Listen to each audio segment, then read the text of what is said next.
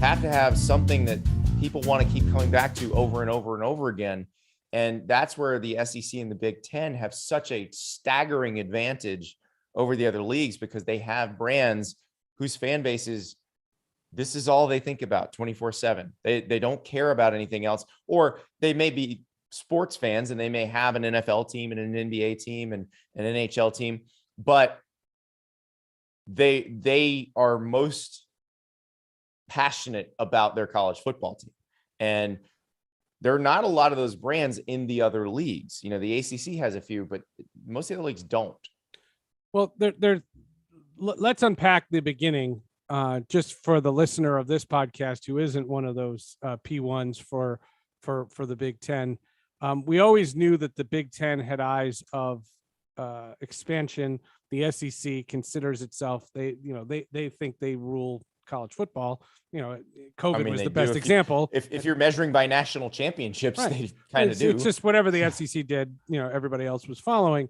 But the Pac-12 is a legacy conference. How thrown were you? What was your reaction? Not how thrown were you? What was your reaction to USC and UCLA's move? Before we get into the dominoes that could fall, talk about the one that did fall.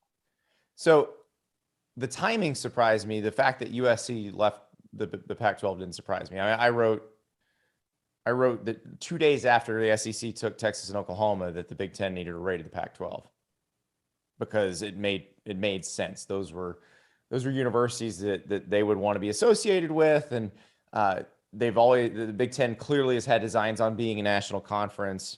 They were already stretching from Piscataway, New Jersey to Lincoln, Nebraska.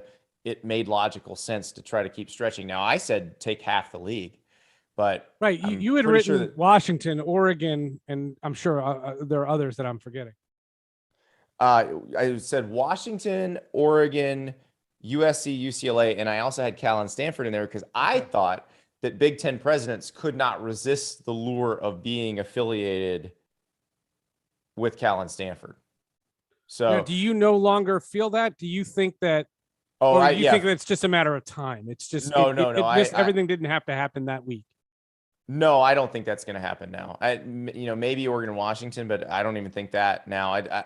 I think Fox is driving this train, and they said, we don't think those other ones add enough value, because the numbers we're talking about in this new Big Ten deal are going to be preposterous.